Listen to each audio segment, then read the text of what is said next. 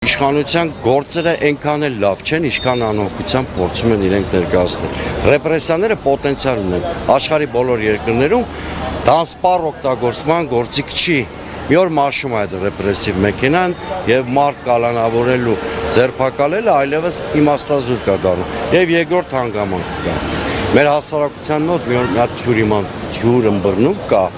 որը ամեն օր հայտարարում է, չէ՞, պետական պրոպագանդան, որ այս բանը վերցին պարոն Ծառուկյանից, Արա ցեմենտ անցավ, չգիտեմ, պետական կառավարման կամ։ Ես ուզում եմ ասել, որ սա ընդհանրապես քարոզչական ֆոն է։ Այդ ունե զրկում այդքան հեշտ process չի, ինչքան իշխանության նյութերը սպառող միամիտ զանգվածները ենթադրում են։ Թող բոլորը վստահ լինեն, որ Նիկոլ Փաշինյանի իշխանությունը անցողիկ է, ոչ մեկ չի չեղարկել միջազգային գործիքակազմը արդարադատության հասնելու եւ այն բոլոր սեփականությունների նկատմամբ, որ ոտնձգություն են կատարում, այդ բոլորը վերադարձվել են իրենց օրինական տիրոջը, այսինքն պարոն Ծառուկյանը։ Այսինքն Նիկոլ Փաշինյանը չի կարողանա ունեզրկել։ Ես վստահ եմ, որ չի կարող, որովհետեւ սեփականության իրավունքը աշխարհում ամենաանձրմխելի իրավունքներից մեկն է։ Դրանով է որոշվում երկիրը, նաև դրանով 3-4 հատկանիշ կա, որոնց մեջ առաջնային դեր ունի սեփականության իրավունքը։ Դրանով է որոշվում սեփականության երկիրը ժողովրդավարական է, թե չէ։ Այսինքն, եթե նույնիսկ ընդունենք, որ ներպետական բոլոր գործիքակազմերը կօգտագործի Նիկոլ Փաշինյանը իր ուզածին հաշտելու համար, միջազգային արբիտրաժ կա, վեճեր կարգավորող այլ կառույցներ կան, եւ ուզում եմ ասեմ, թող հասարակության մոտ տպավորություն չլինի, որ իշխանությունը հարձակվել է, մենք էլ sense խելոք նստած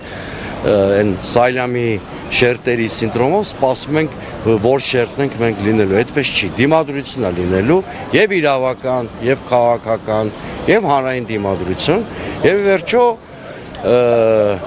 հասարակությունն ու փողոցն են որոշելու այս գործերի ճակատագիրը։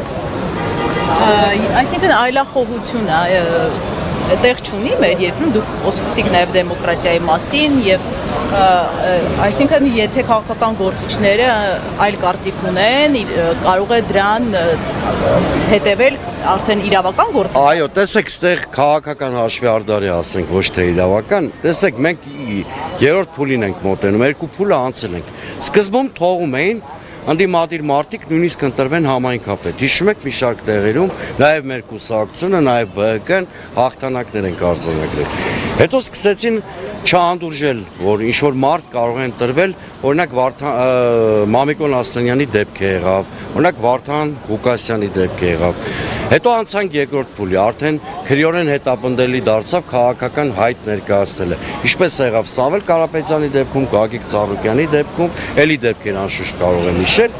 Հիմա մենք անցնում ենք երրորդ փուլին, եթե սա հանդուրժենք։ Երրորդ փուլը ասեմ որն է։ Ցանկացած այլակարծություն պատժվելու է։ Այսինքն ես բան եմ ասում, կարևոր չի իմ քաղաքական պատկանելիությունը, որը չի տեղավորվում իշխանության, ասենք սենց ասենք, Ենոքավանյան գաղափարախոսության շրջանակում, ուրեմն ես պիտի թիրախավորվեմ։ Բայց կգա մի հատ փուլ, որտեղ փորձեն ուղիղ եթերներից մարդ կալանավորել։ Այդ տեսարանները սովորական ժողովուրդ այլևս չի սպառում։ Օրինակ տեսեք, երբ որ 2018 թվին Տուշոնկա շոուն սարքում էին, գեներալի հետ կապված հայտնել։ Այդ ժամանակ հələ շատ բարձր էր Նիկոլ Փաշինյանի վարկանիշը, այդ շոուն սպառվեց, հասարակությանը դուր էր գալի։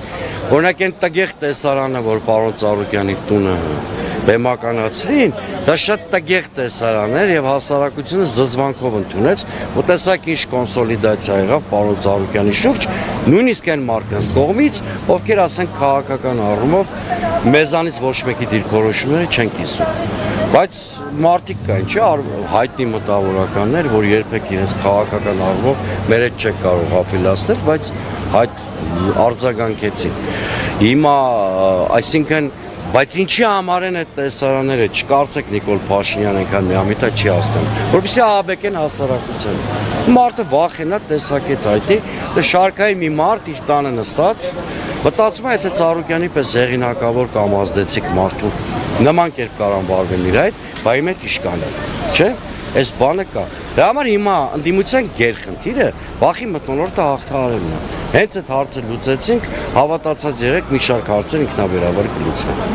Այսինքն դուք հանգուցալուծումը սպասում եք քաղաքական այդուհանդերձ։ Միանշանակ իրավական հանգուցալուծումը չի կարող լինել, որտեղ մենք իրավական պետությունում չենք ապրում։